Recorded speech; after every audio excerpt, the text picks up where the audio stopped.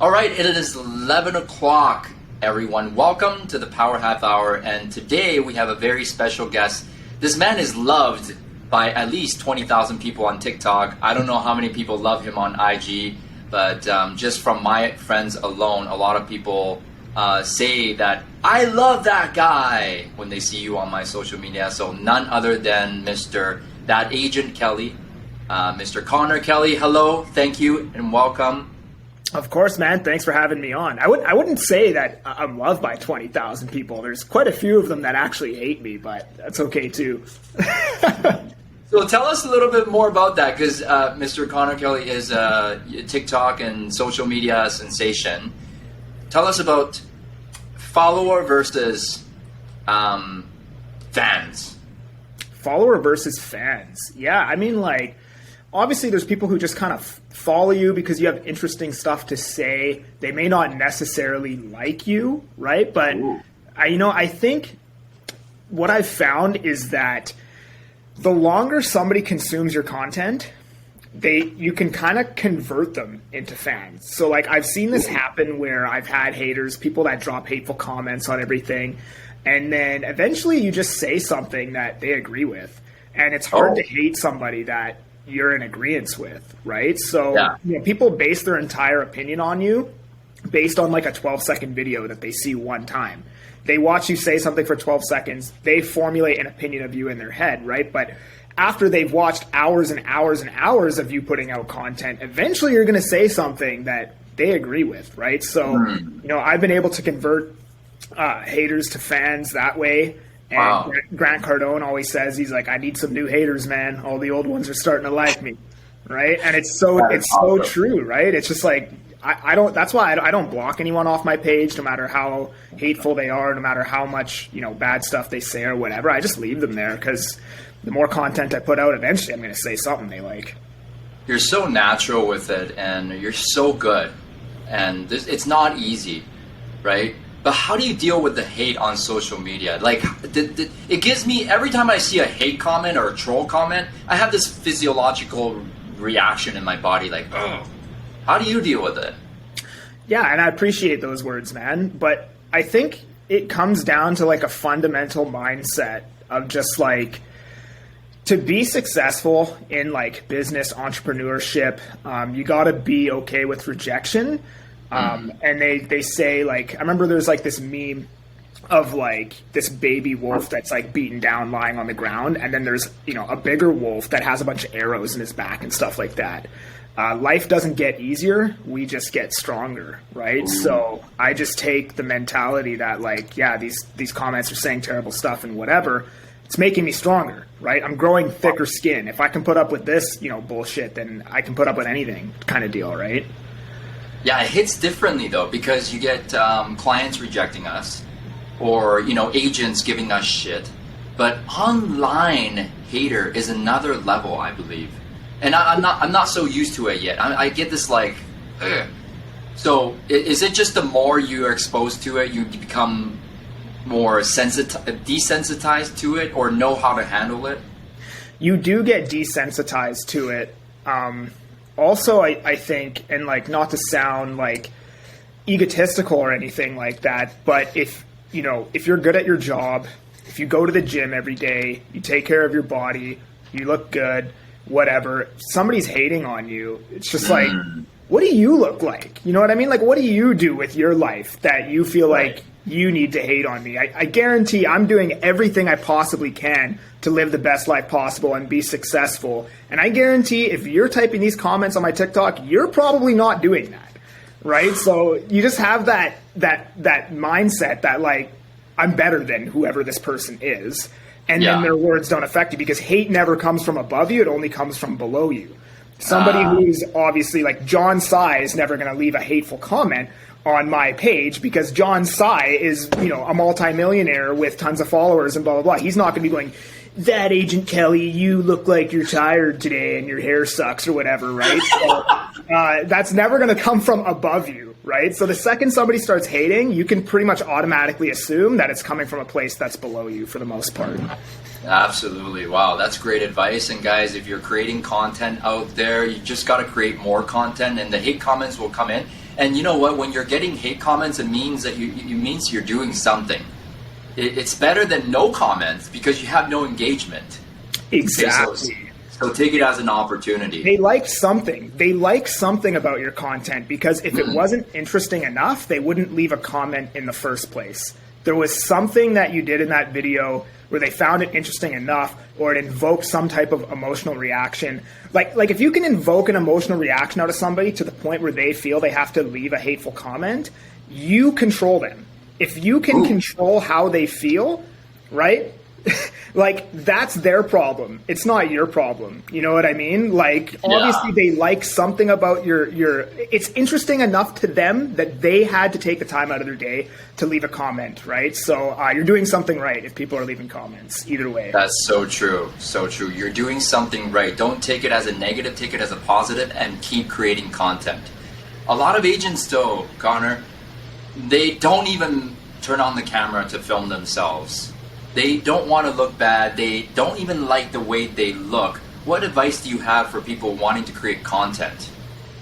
Yeah, I mean, I guess, like, in another way of saying this, well, like, first off, if you don't like the way you look, you know, that's how you look, right? So accept it. You know, whether you post a video or not, the way you look is going to continue to be the way you look. Right now it's just on video instead. So it's not like you're going to be this 10 out of 10 attractive person and then you post a video and then people are just going to be like, oh, they're ugly as hell. I don't like them anymore. Right? Like, that's how you look. Right? So just accept that that's how you look. Right? And secondly, a lot of people are fearful of getting hate comments, which we kind of covered is a good thing.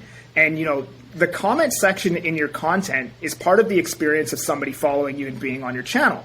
When you're consuming social media content, the first thing you do is go into the comments to see what people are saying about that content, right? So you need the comments. You don't want to delete or block people that are leaving negative comments because it's part of the experience of your channel. People love the controversy. They love that stuff. They love reading it. And something that I always say too is, like, for people are mostly fearful of, like, people they know hating on them. Right? So, you know, something that I've adopted and something that I've said many times, and I don't even remember where I heard this, but when you first start putting out content, people have a version of you that they've created in their head, right? Like, this is John Tsai, this is how I know him, right? Yeah. The second you start your content journey and you start creating content, to them, it's like you're being inauthentic or fake because that is incongruent with the John Tsai that they've created in their head. That's not how they know you, right? Yeah. So right away, they're like, he's being inauthentic. I don't like what he's doing. Why is he trying to do this, right? But after you've consistently been doing that for a couple months, then it becomes normal to them. They just create a new version of John Tsai in their head, and then there's really no reason to, like, talk crap about you anymore, right? So psychologically, you know, as they watch enough of your content, you're like, that's consistent with who he is now. Exactly. Right? So you just got to keep creating content, but be authentic. People kind of want to put up a front, I think. Some people, I'm not saying all, but you are completely authentic because we met a couple times, and you on video on TikTok or Instagram is exactly the same person. Talk a little bit about authenticity and why it's important. It's important because people will fall in love with who you are, and when they meet you in person for a listing appointment or they want to buy something, they want the same person that they see on the camera. So don't change your speech. Don't change anything. I mean, obviously the only thing I do is swear less, but I have to. But other than that, you know, I try to be exactly who I am. And then, like, furthermore, to the point of, like, people hating on you, something that a lot of people talk about, like really highly successful people talking about, like, if you want to get to the next level, you have to level up your character. You have to constantly reinvent who you are, right?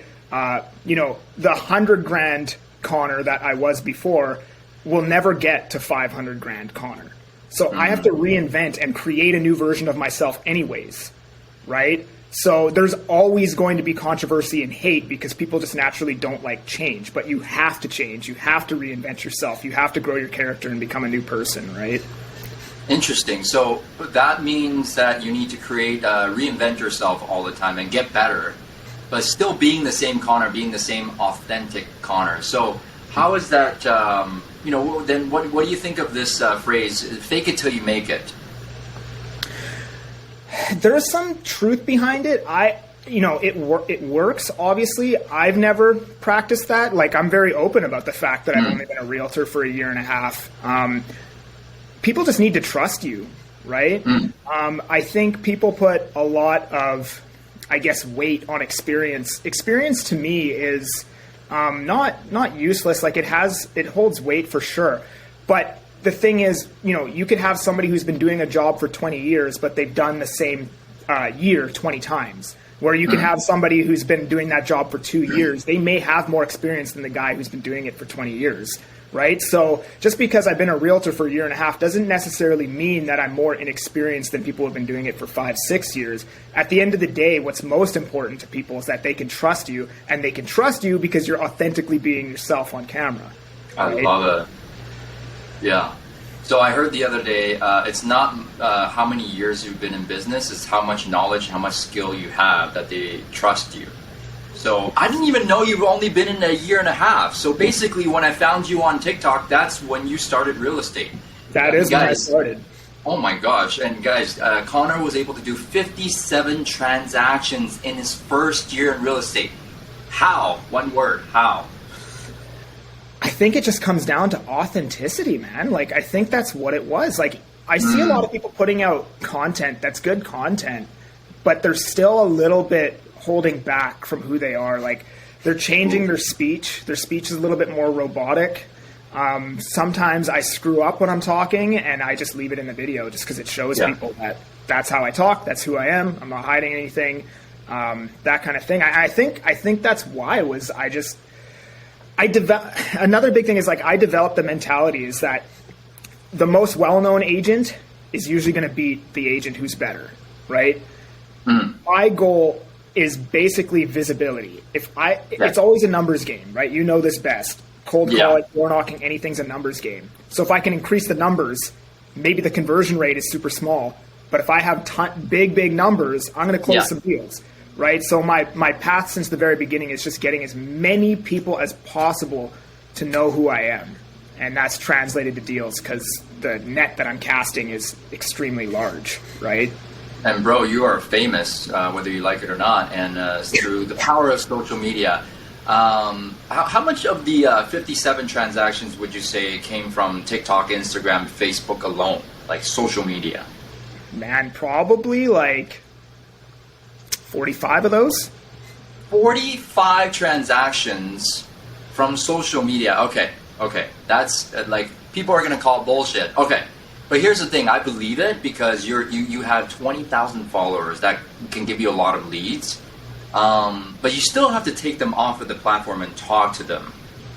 Right? So how did you work on your sales skills to convert? I'm just brutally honest with people. If I think it's a bad idea to buy something, I'll tell somebody it's a bad idea, even if it means losing the deal. I've told clients, I had one client, I told him not to buy into a pre-sale. It was $1,200 a square foot. He went and bought it with another agent, even though I told him not to buy it. And, he's down pretty heavy on that pre-sale now, right? Yeah. I've had a few situations like that, but at the end of the day, if you're just honest with people, they're going to trust you. It's a lot easier to convert those clients instead of trying to, maybe just push them into something or whatever it may be. Not that people out there are doing that, but I think it really just, like, if you're just your authentic self all the time, you're saying what you actually think without beating around the bush. It's that mentality I think is lacking. Right? Yeah. Why is that? Why do people, I don't want to say lie, but like, withhold? Why do they withhold? I think they're just scared of losing the sale, possibly. Ooh. Yeah. You know what I mean? Like, I think that's what it comes down to. There's another guy, Uzair Muhammad. He's really, really good at this. He's, got licensed when I did. He's done way more transactions than me. He's very brutally honest with his clients. Do not buy this. You're dumb if you buy this. Like, he will straight up say that to people, right? But it's translated to more and more deals because he gets referrals for being brutally honest with people. Counterintuitive, guys. Tell the truth faster and you'll make more sales. don't lie to the seller if the price of the home is 1 million and you think you can buy the listing and price it at 1.1 million. Tell them the truth faster, right? My mentor, Mike Ferry, always says, show up, pay attention, tell the truth, and don't be attached to the outcome. It seems like you're really unattached, Conor. How do you work on being so unattached? Yeah, so actually exactly what you just said, man. So I have an older brother and sister who went into NA, and then I have a best friend who is in NA, and something that they teach is surrender the outcome, right? That's like, I don't know if it's like something big, but it's something my best friend taught me. Surrender the outcome. Wow. Tell the truth and surrender the result of that truth, whatever it is. And if you live by that, it'll pay dividends. Wow. But people are so attached because they are lacking sales. They are lacking paychecks. They are lacking money. What advice do you have for people who are desperate and need that paycheck? What would you say? If you chase money, it'll never chase you back. Right? So, almost like, I don't know if this is like controversial or whatever, but typically if you chase girls, they never tend to, chase you back kind of thing. I learned that in high school the hard way, right? But if you just focus on building your character and becoming a better person, then money becomes attracted to you, right? Almost like girls in a way, like if you just level up who you are, become a better person, go to the gym, work on yourself, learn more things, then girls naturally just become attracted to you, right? So good, guys. If you chase money, then money will not chase you. If you chase girls, they run away. Typically. So don't chase. And one of my other mentors, Daryl Rutherford, he always said, if you need it, you can't have it. But if you don't need it, you can have all that you want. I think this is all about the unattachment. And you said your brother and sister was in some sort of program. What was that again? Yeah, so they were in the Narcotics Anonymous thing. So I learned a lot from that whole experience of them going through that when I was younger, right? They learned a lot. They teach you a lot of good stuff in those programs, man, of just like how to be a better person, right? So something that stuck with me is the whole surrender the outcome thing, right? Regardless of what happens, do the right thing, no matter whatever the outcome is of you doing the right thing, right? Wow. So you can never go wrong doing the right thing and be unattached to the outcome, and that's how you get more, actually. It's so counterintuitive. Most people don't think like that. If we were to have an agent that would ask you, okay, well, how do I get started to get transactions and make more money from social media? What would you say? It's a long-term game. It's tough for me to speak on it because I think I was really lucky in the sense that my social media just blew up right away. Like my second video I ever posted on TikTok got like 130,000 views or something like that. But the thing is, I never went into it with that mentality. I went into it with like, okay, Gary Vee said this works. I'm going to post twice a day consistently for the next year and we'll see what happens. And it just so happened that like the second video I posted just went nuts. But I think with social media and just like anything, take a long-term approach. It's going to take a while to build the skills that are necessary to be good at creating content. But before you can get there, you're going to shoot 500 videos that absolutely suck, right? Just like when you're cold calling, you're going to make, probably 4,000 cold calls before you get your first transaction from cold calling. It's because you haven't built the skills to deserve the transaction. So it's the same thing with, social media content. I think just take a really long-term approach, right? I wish, I recently started the YouTube thing. I wish I started it a year ago because I would have already made the mistakes. I'd already have the following. I'd already have figured it out. But like as another thing, like when I did my YouTube, people were telling me it's going to take 3 years to start gaining traction on YouTube, right? Well, I figured that all YouTube creators post once a week is the most common. So, hey, I'm just going to shoot 3 years worth of YouTube content in 30 days or whatever it was, and I'm going to learn 3 years worth of shooting YouTube videos as soon as I possibly can. So I shot 50 videos in like 50 days. They were all garbage. The audio sucked. The lighting sucked. Everything about them sucked. I couldn't even talk for more than 4 minutes because it was just like, it's just such a different way of creating content. But now my YouTube's starting to grow and it's rolling now because I made all the mistakes as quickly as possible. I figured it out as quickly as possible. And now I've built the skills to actually create content that doesn't suck. So just have a long-term approach. And if you don't have a long-term, so somebody once said to me this, you have to eat shit, right? So no matter what, you're going to eat shit, right? So you can either, eat shit slowly over the course of the next year, right? Or you can take a year's worth of eating shit and compile it down into like 2 months, right? So if you don't want to take a year to be good at creating social media videos, just shoot a year's worth of content in 3 months and just get it over with. Guys, eat shit and eat shit faster, right? So you can get better at what you do. I love what you said about cold calling. The fact that people cold call, they're not patient enough, and it's because they don't have the skills to deserve the results yet. Yeah. I want to repeat that because it's so good. It's so good. Do you still cold call today? No, not really. I have leads that I call, like I pay for some leads and I call them, but I don't actually set aside time to sit and call people. And it's just because I have so many avenues of getting leads these days that, I've got videos out there that are prospecting for me. I've got listings and stuff that I'm dealing with. But I don't set aside time anymore. But I was in the beginning. I would call, 75 people a day. I did that for probably 2 months at the beginning. And then, the social media thing started rolling. I just got too busy. Guys, Conor calls 75 people a day for 2 months. Are you willing to eat shit faster to get the 57 transactions in your first year? So I have agents, telling me, I want to talk to 5 to 10 people per day. And in most cases, don't hit their goals. What would you say to those agents?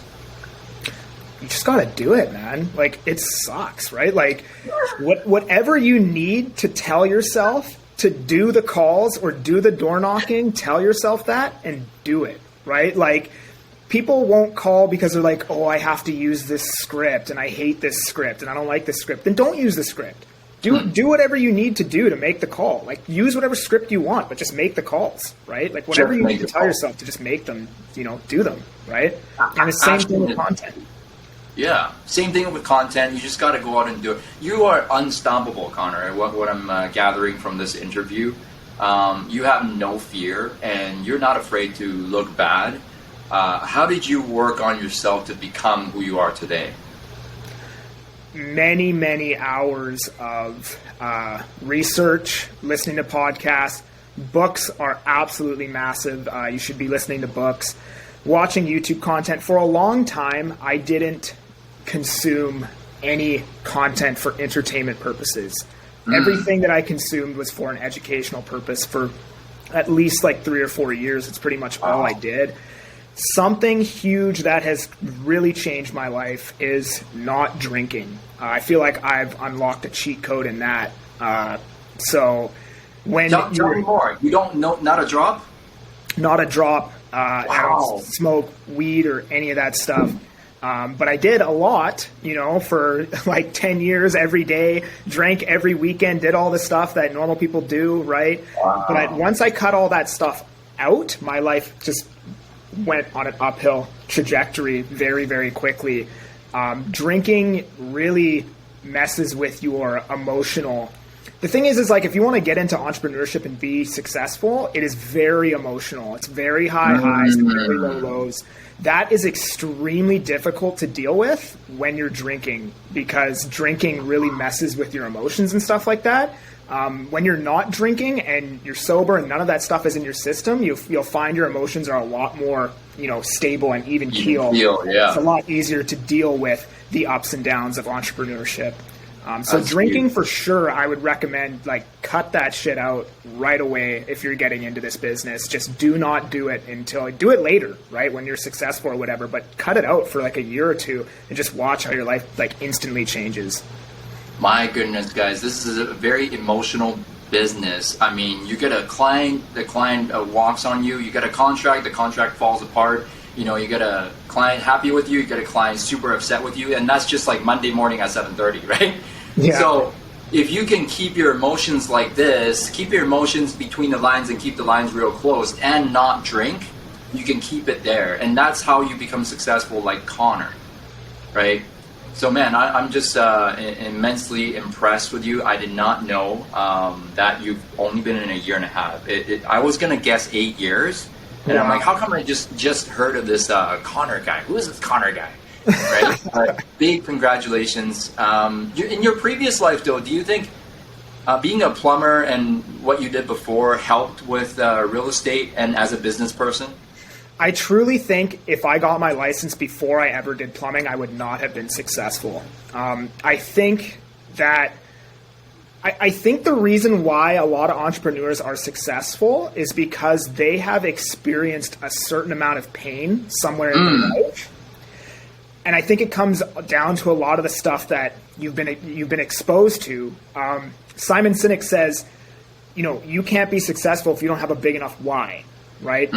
So my why for me, why am I doing this? Why am I, going on social media? Why am I facing my fears? Why am I doing all this? It's because the option of going back to plumbing for me is too painful. Like, I hated that job, man. Like, I'm telling you, I hated being a plumber, man. Like, I was working like 60-hour weeks, which doesn't sound that bad, but sometimes they were 90-hour weeks, on-call shifts, night shifts. There were times when, like, you know when you're a kid and you're so frustrated at something that it just starts, like, you're so angry it starts turning into crying? Right? I had a few of those moments in the back of my van at like 3 a.m. where I'm like looking for this part in the back of my van, like throwing stuff all over the shelves. And I'm like so frustrated. I'm like literally like crying, like looking for a part in the back of my van.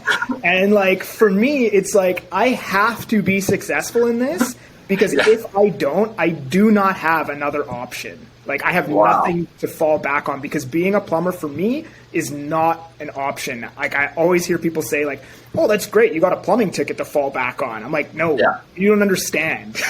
I do not have a plumbing ticket to fall back on. Absolutely not an option for me. So I think going through all of that for 9 years and what I did for that 9 years and just absolutely hating it, being depressed, like doing drugs and smoking and whatever as like a way to escape from that, that going back to that is just simply not an option for me. So that's what motivates me to keep going, right? That sounds like a lot of pain. I just visualize getting frustrated and crying like when I was a little boy. I mean, like, just like, you just want to let all your emotions out because I hate this, you know? Everything's just building up and you're so angry. It just like somehow formulates into like whimpering somehow. We never want Conor to go back to that, and I'm glad you burned that boat, and now you are successful in real estate. Conor, thank you so much. Thank you. I do have 2 more questions. Number one is, what do you think the market's going to do in the next 10 months until the end of the year? Tough question, man. If I had to say, well, it's going to go one of 2 ways, I think. I think it's either going to go down, who knows how much, or the BOC is going to pivot and we're probably going to be in a mess because inventory is extremely low. That's what I think. I mean, there's a chance that I don't think we're going to trade sideways just because Vancouver's never really done that. So I think, stupid answer to this question. It's going to go up or it's going to go down, but I don't think it's sideways. You know what? That's a great answer because that's the only way to answer it. Yeah. So, there's no crystal ball, guys, but we will watch the market closely. Last but not least, if an agent were to come to you and they said, man, I'm struggling, what advice do you have for me? What would you say? I'd probably start by auditing their life. A quote that really stuck with me that I think back on from time to time is stop doing all the stupid shit that you shouldn't be doing. Very simple quote. Some people won't find value in that quote, but literally if you just take a look at your life and being like, oh, that's stupid, I shouldn't be doing that, that's stupid, I shouldn't be doing that, and you literally cut out all of it, you will notice that your life will just start to take off, right? And I would tell them, hey, start the social media journey, but also cold call and door knock, right? I'm lucky enough that my social media took off right away, so I don't really have to do the cold calling and door knocking. But for most people, 99 out of 100, do them both, right? Because the social media thing is a long-term thing, and the cold calling and door knocking gets you business right now, and you need both of them. Yes, sir. You know, I heard this morning Tina Call was saying the same thing. Social media is great, but I think in this market, especially if you're brand new, it needs to be prospecting based and social media marketing enhanced. Yes. Guys. So keep at it. Don't give up. Conor, I believe we need to have a part 2 of this. This has been a phenomenal conversation, man. I just love you to pieces, man. You're the best. And I love you too, bro.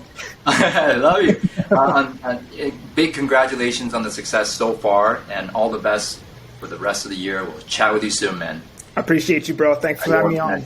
Okay. Thank you.